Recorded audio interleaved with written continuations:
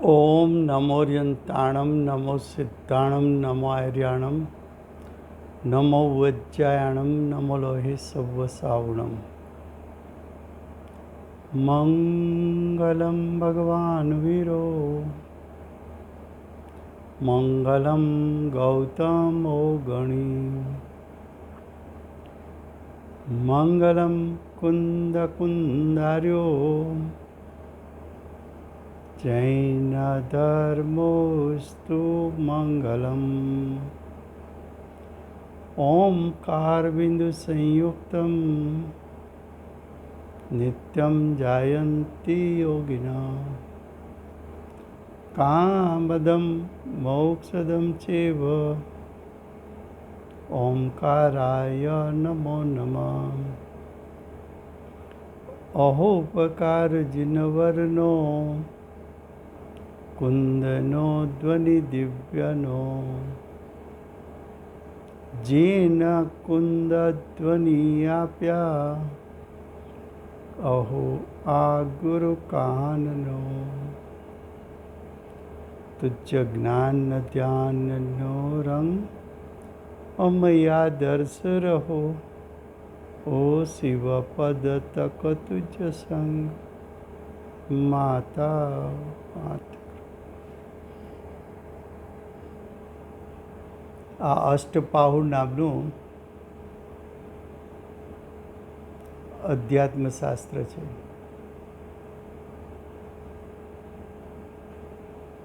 ભગવત કુંકુંદાચાર્ય દેવે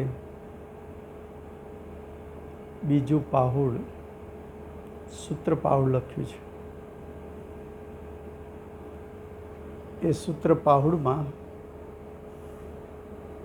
ભાવાર્થ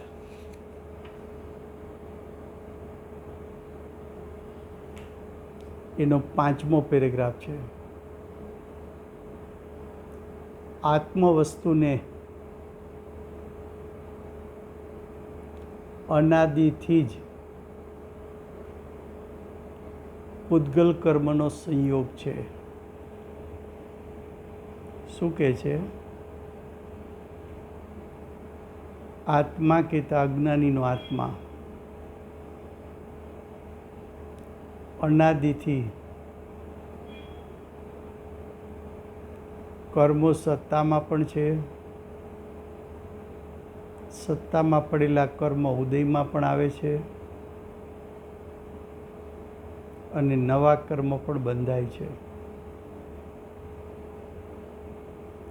આત્માને અજ્ઞાનીના આત્માને અનાદિકાળથી કર્મો બંધાઈ રહ્યા છે, સત્તામાં આવે છે। સત્તામાં આવેલા કર્મ ઉદયમાં આવે ત્યારે આત્મા એ કર્મના ઉદયને નિમિત્ત બનાવતા એક કર્મના ઉદયના નિમિત્તે રાગ દ્વેષ રૂપ વિકારની ઉત્પત્તિ થાય છે। જો કર્મનો ઉદય છે સંયોગ ભાવ, સંયોગી પદાર્થ, એમાં જોડાવું, એને કારણે જીવની સત્તામાં ઉત્પન્ન થતા રાગ દ્વેષ એ સંયોગી ભાવ છે। ફરીવાર કર્મનો ઉદય આવવો કર્મ પરદ્રવ્ય છે। એ પરદ્રવ્યનો સંયોગ કર્યો એટલે કે અજ્ઞાની જીવ એ કર્મમાં કર્મનું લક્ષ્ય કરીને હોશપૂર્વક ઉલ્લાસપૂર્વક એમાં જોડાણો। એમાં જોડાતા જીવની દશામાં જીવની પર્યાયમાં એવી યોગ્યતા છે કે કર્મના ઉદયમાં જોડાવાથી જીવની પર્યાયમાં વિકારી પરિણામ એટલે કે મોહ રાગ દ્વેષ ઉત્પન્ન થાય. આ વિકારની ઉત્પત્તિ થઈ વિભાવ રૂપ જીવ પરિણમો એ છે સંયોગી ભાવ. એ સંયોગી ભાવનું નિમિત્ત પામીને ફરી આગામી કર્મનો બંધ થાય છે. ઉદય આવવો, જીવની દશામાં રાગદ્વેષ થવા, નવું કર્મ બંધાવવું, ફરી પાછો કર્મનો ઉદય આવવો, જીવની દશામાં રાગદ્વેષ થવા, ફરી નવું કર્મ બંધાવવું. આવું ચક્કર અનાદિકાળથી અજ્ઞાની જીવને ચાલે છે. આ પ્રમાણે અનાદિ નિમિત્ત નૈમિત્તિક ભાવ દ્વારા કર્મ અને જીવના રાગદ્વેષ બે વચ્ચેનો નિમિત્ત નૈમિત્તિક સંબંધ નિમિત્ત નૈમિત્તિક ભાવ દ્વારા ચતુર્ગતિરૂપ સંસારનું પરિભ્રમણની પ્રવૃત્તિ હોય છે. રાગદ્વેષ ઉત્પન્ન થયા એનું ફળ કર્મ બંધાણા. કર્મનું ફળ ચાર ગતિ, નીચામાં નીચી ગતિ તિર્યંચ ગતિ, એનાથી કંઈક ઓછા પાપ કર્યા હોય તો નરક ગતિ, પરિણામમાં કંઈ મધ્યસ્થતા હોય તો મનુષ્ય ગતિ, ને પુણ્ય ઉચ્ચ પ્રકારના હોય તો દેવગતિ. આ ચાર પ્રવૃત્તિ જીવના ભાવને કારણે થાય છે. ચાર ગતિનું પરિભ્રમણ એનું મુખ્ય કારણ જીવના સત્તામાં ઉત્પન્ન થતા મોહ રાગ દ્વેષ છે. હવે આગળ કહે છે, જે ગતિને જીવ પ્રાપ્ત હોય તેવા જ નામે જીવને કહેવાય છે. જેવા રાગાદિક ભાવ હોય તેવા નામ કહેવાય છે. જે ગતિમાં જાય એ નામથી ઓળખાય. મનુષ્ય ગતિમાં જાય તો મનુષ્ય તરીકે ઓળખાય. તિર્યંચમાં જાય, તિર્યંચ જન્મેથી મરે સુધી એના ભાવમાં હું તિર્યંચ છું. તિર્યંચ ગતિનું એકત્વ એને જતું નથી. નરકમાં આવ્યો તો હું નારકી છું એવું નરક ગતિનું હું પણ એના ભાવમાં રહીએ છીએ. જેમ આપણે મનુષ્ય છીએ તો હું પુરુષ છું, હું સ્ત્રી છું, જન્મથી મરણ સુધી રહીએ. તો કે છે જે ગતિને જીવ પ્રાપ્ત હોય તેવા જ નામે જીવને કહેવાય છે. તથા જેવા રાગાદિક ભાવ હોય તેવા નામ કહેવાય છે. જ્યારે દ્રવ્ય ક્ષેત્ર કાળ ભાવની બાહ્ય અને અંતરંગ સામગ્રીના નિમિત્તે પોતાનું શુદ્ધ સ્વરૂપ એટલે કે શુદ્ધ નિશ્ચયના વિષય સ્વરૂપ પોતાને જાણીને શ્રદ્ધાન કરે અને કર્મ સંયોગને ને તેના નિમિત્તે પોતાના જે ભાવો હોય છે તેમનું યથાર્થ સ્વરૂપ જાણે ત્યારે વેદ જ્ઞાન થાય છે. શું કહ્યું?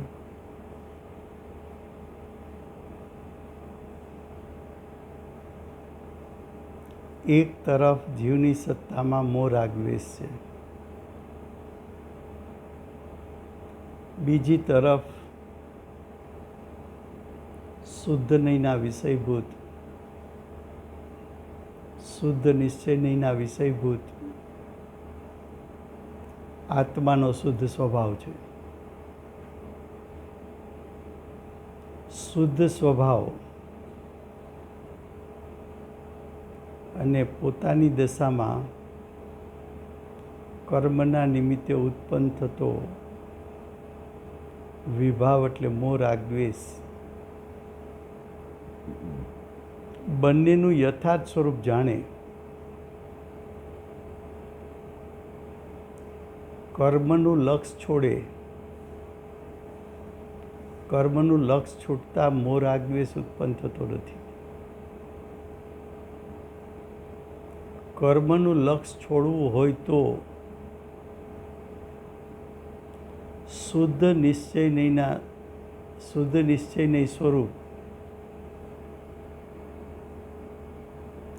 આત્માનું જે શુદ્ધ સ્વરૂપ છે ત્યાં દ્રષ્ટિ અને લક્ષ કરે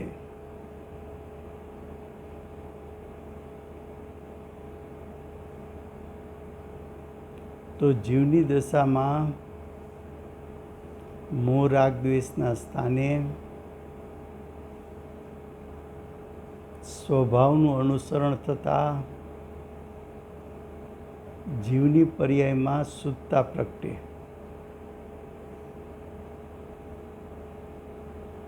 એટલે જીવે કર્મના ઉદયનો સંગ ન કર્યો, એનું લક્ષ છોડ્યું. એ લક્ષ ત્યારે છૂટે કે જીવ શુદ્ધ નિશ્ચય નહીં એના વિષયભૂત આત્માના શુદ્ધ સ્વભાવનું લક્ષ કરે. કર્મના લક્ષે મોહ રાગ દ્વેષ થતા હતા, આત્માના શુદ્ધ સ્વરૂપના લક્ષે શુદ્ધતા પ્રગટી પરિણામમાં. તે સમયે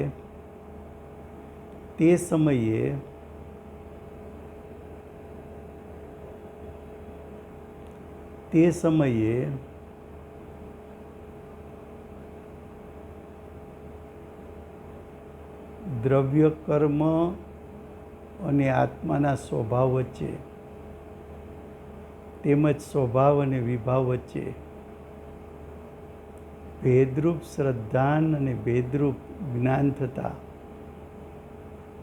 જીવને સમ્યક દર્શનની સાથે સમ્યક જ્ઞાન પ્રગટે છે. જુઓ, સૂત્રનું પ્રયોજન શું છે, સૂત્રનું કાર્ય શું છે? તો કે સૂત્રનું કાર્ય પ્રયોજનને શોધી આપવાનું.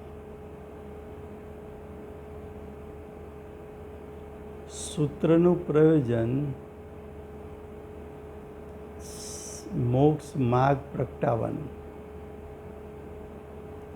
સૂત્રનું પ્રયોજન મોક્ષ માર્ગનું ફળ મોક્ષની પ્રાપ્તિ કરાવવાનું. તો અહીંયા સિદ્ધાંત બતાવ્યો કે અનાદિકાળથી તું કર્મ સાથે જોડાય છે, તારી દશામાં મોહ રાગ દ્વેષ થાય છે, નવું કર્મ બંધાય છે, ફરી પાછું કર્મ ઉદયમાં આવે છે, ફરી પાછું તું જોડાતા મોહ રાગ દ્વેષ થાય છે, ફરી નવું કર્મ બંધાય છે. તો આમાંથી છૂટવાનો માર્ગ ખરો? તો કે આ છૂટી શકાય. સિદ્ધાંત એમ કહે છે, કર્મ સાથે જોડા તો મોહ રાગ દ્વેષ અને કર્મનું બંધન, અને શુદ્ધ નિશ્ચય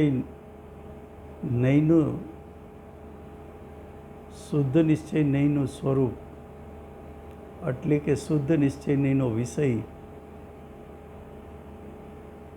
જે આત્માનો શુદ્ધ સ્વભાવ છે એનું તું લક્ષ કર તો તારી દશામાં મોહ રાગ દ્વેષના સ્થાને વિતરાગતા પ્રગટ થાય. રાગ દ્વેષને કારણે કર્મ બંધાતા હતા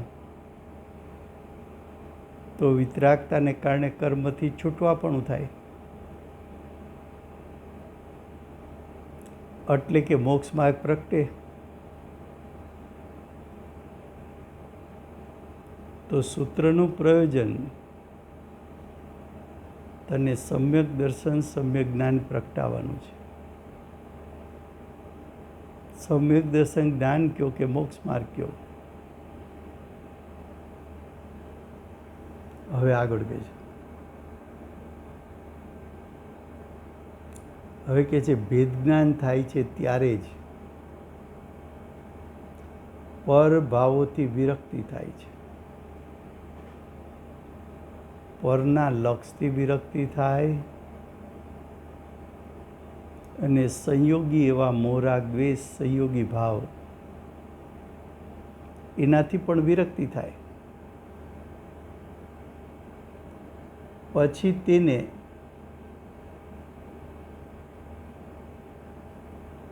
એટલે મોરાગ દ્વેષને દૂર કરવાનો ઉપાય. આ મારી દશામાં મોરાગ દ્વેષ થાય છે, હું કર્મથી બંધાવું છું, તો મારી દશામાં મોરાગ દ્વેષ ઉત્પન્ન ન થાય, કર્મથી ન બંધાવ એનો કોઈ ઉપાય ખરો?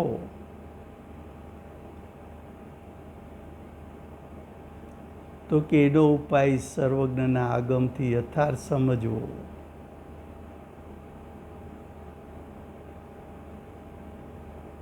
સર્વજ્ઞ પરમાત્માએ જે ઉપાય બતાવ્યો છે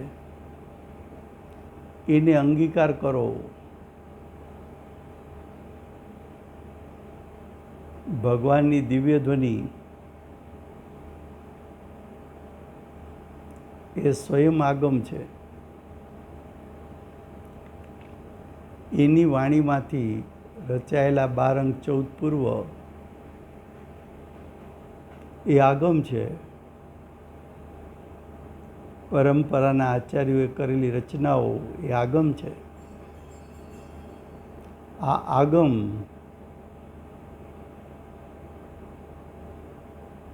એનો મૂળ સ્ત્રોત ભગવાનની દિવ્ય ધ્વનિ. એવા આગમને સમજીને આગમમાં દર્શાવેલો ઉપાય કયો છે? તો કે કર્મનું લક્ષ છોડ, આત્માના શુદ્ધ સ્વભાવનું લક્ષ કર. કર્મનું લક્ષ છૂટતા સંયોગી મોહ રાગ દ્વેષનો ભાવ ઉત્પન્ન નહીં થાય અને આત્માના શુદ્ધ સ્વભાવનું લક્ષ થતાં વિતરાગતા પ્રગટતા નવા કર્મનો બંધ નહીં થાય અને સત્તામાં પડેલા કર્મોની શક્તિ અણાઈ જશે. સત્તામાં પડેલા કર્મોને ફળ આપવાની શક્તિ અણાઈ જશે.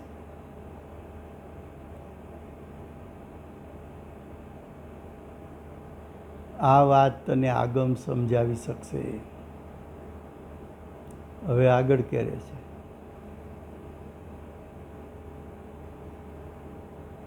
જો ભગવાનનો ઉપાય અંગીકાર કરે ત્યારે પોતાના સ્વભાવમાં સ્થિર થઈને અનંત ચતુષ્ટય એટલે અનંત જ્ઞાન, અનંત દર્શન, અનંત સુખ, અનંત વીર્ય પ્રગટ થાય છે. સર્વ કર્મનો ક્ષય, ત્યારે બધા કર્મનો નાશ થાય છે.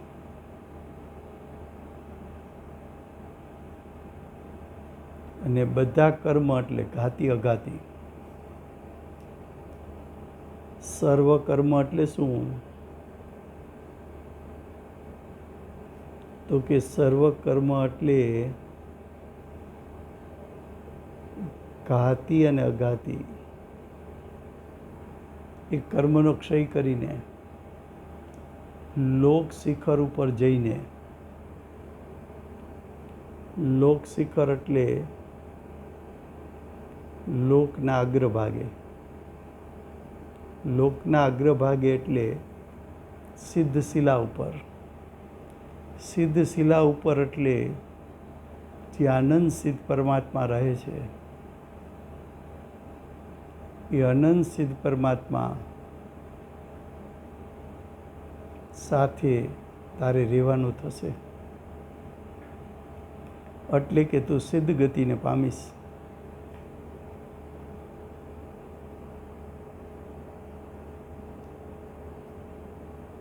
સિદ્ધ પદને પ્રાપ્ત કરીશ.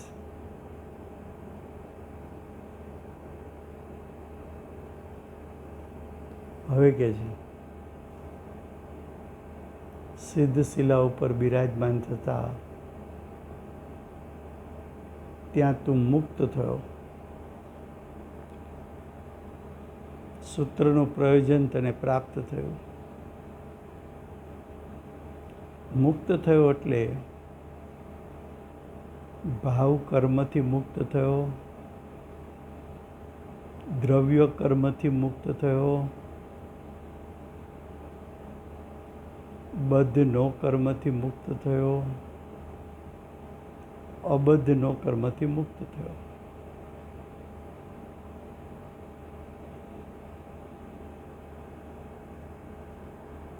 આ પ્રમાણે જેટલી સંસારની અવસ્થાને મુક્ત અવસ્થાના ભેદરૂપ આત્માનું નિરૂપણ છે તે વ્યવહારનીનો વિષય છે. જીવ સંસારીને મુક્ત, સંસાર એ પર્યાય છે, મુક્તિ એ પર્યાય છે. પર્યાય છે તે ભેદ છે, ભેદ છે તે વ્યવહારનીનો વિષય છે. તેને અધ્યાત્મ શાસ્ત્રમાં અભૂતાત અસત્યાત નામથી કહીને વર્ણન કર્યું છે. વ્યવહારનીનો વિષય ચાહે સંસારરૂપ પર્યાય હોય કે મોક્ષની પર્યાય હોય, છે પર્યાય, પર્યાય છે ક્ષણિક, છે અનિત્ય, એનું ધ્યાન થઈ શકતું નથી. માટે ભૂતાર્થ નથી, એટલે પ્રયોજનભૂત નથી. આત્માના શુદ્ધ સ્વભાવ છે ત્રિકાળ, છે નિત્ય, છે પરિપૂર્ણ, છે શુદ્ધ, છે એક, એનું ધ્યાન થઈ શકે. માટે એ ભૂતાર્થ છે.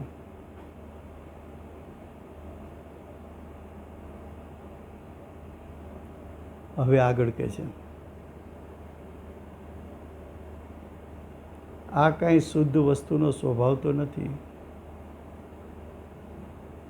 આ સંયોગજનિત અવસ્થા છે એ આત્માના વસ્તુનો સ્વભાવ નથી. તેથી અસત્ય જ છે. જે નિમિત્ત અવસ્થા થઈ એટલે મોહ રાગ દ્વેષ થયા, તે આત્માનું પરિણામ છે, પણ પરિણામ છે, સ્વભાવ નથી. ત્રિકાળ સ્વભાવ નથી. એ પરિણામ છે પણ અશુદ્ધ પરિણામ છે. એ ત્રિકાળ શુદ્ધ સ્વભાવ નથી. ભલે એ અશુદ્ધ પરિણામ આત્માની સત્તામાં થયા,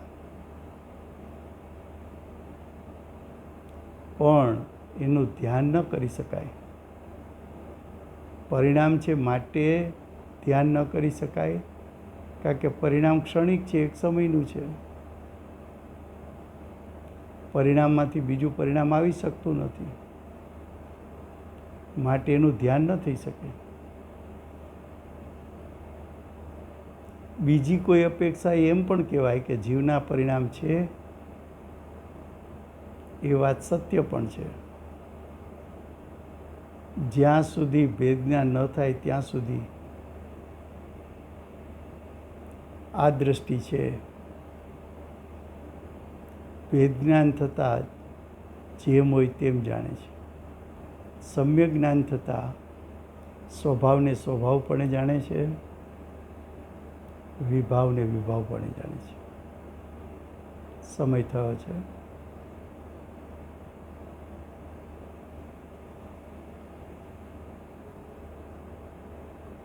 દિવ્ય ધ્વનિમાં ભેદજ્ઞાનનું સ્વરૂપ સમજાવનાર શ્રી સિમંદર ભગવાનનો જય હો. મહાવીર ભગવાનની પરંપરાનો ઉપદેશ સાંભળીને ભેદજ્ઞાન કરનાર હાલતા ચાલતા સિદ્ધ શ્રી કુંકુંદાચાર્ય દેવનો જય હો. વર્તમાન કાળે ભેદજ્ઞાન કરનારને ભેદજ્ઞાનનું સ્વરૂપ સમજાવનાર પરમ કૃપાળુ શ્રી સદગુરુ દેવનો જય.